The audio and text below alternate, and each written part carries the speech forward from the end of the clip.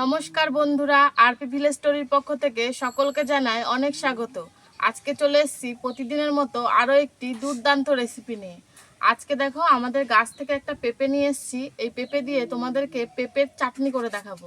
তোমরা কিন্তু পুরো ভিডিওটা দেখবে। পেঁপের চাটনি করার জন্য এবার পেঁপেটাকে খুব ভালোভাবে কেটে গ্রেট করে নেব।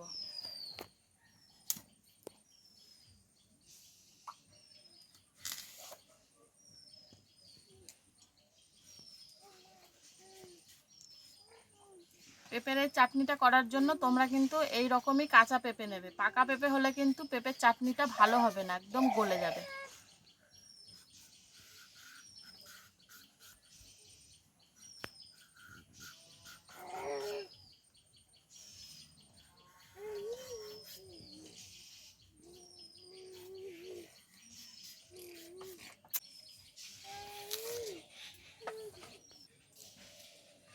আর এই যে মাঝখানের এই শীটটা থাকে, এটা কিন্তু খুব ভালোভাবে ফেলে দিতে হবে।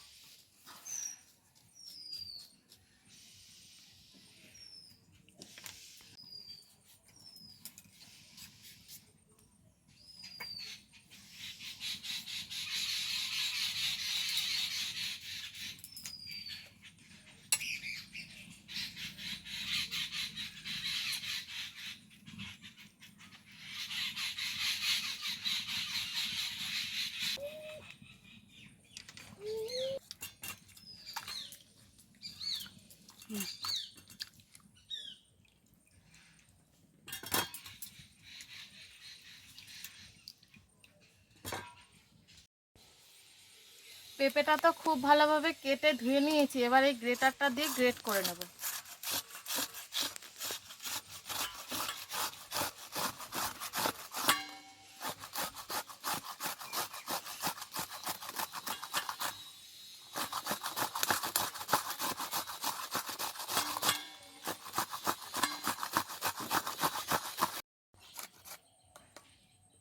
দেখো পেঁপেটা কিন্তু খুব ভালোভাবে গ্রেট করে নিলাম।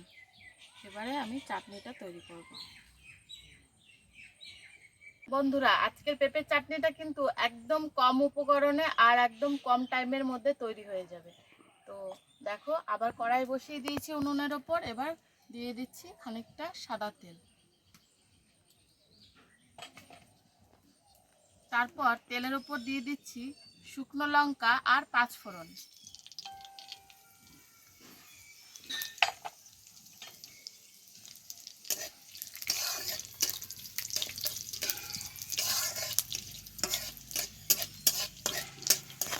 ফোড়নটা কিন্তু খুব ভালোভাবে ভাজা হয়ে গেছে। এবারে এর মধ্যে দিয়ে দেব গ্রেট করে রাখা পেঁপে।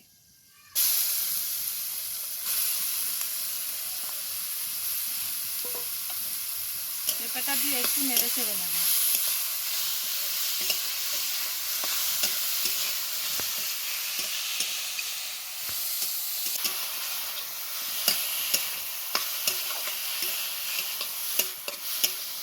পেঁপেটা একটু তেলের ওপর নেড়ে চেড়ে নিলে কিন্তু পেঁপের যে কাঁচা গন্ধটা থাকে সেটা কিন্তু চলে যায়।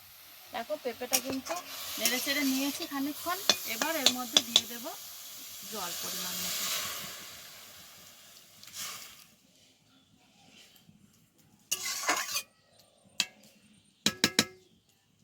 তারপর দিয়ে দিচ্ছি এর মধ্যে সামান্য একটু নুন আর একটা এলাচের থেকে বীজ বার করে রেখেছিলাম, সেই বীজটা।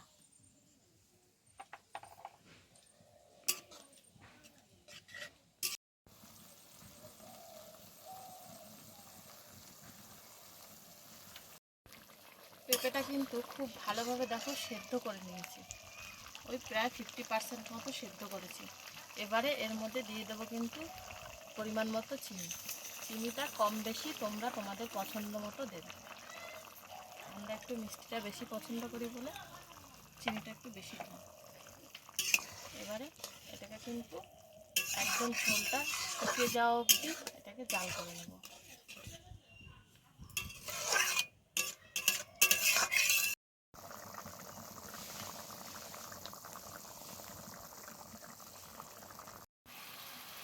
চিনিটা দেওয়ার পরে যে জলটা বেরিয়েছিল, দেখো জলটা কিন্তু সম্পূর্ণ টেনে গেছে। এবার কিন্তু চাটনিটা নামিয়ে নেব। চাটনি একদম রেডি হয়ে গেছে।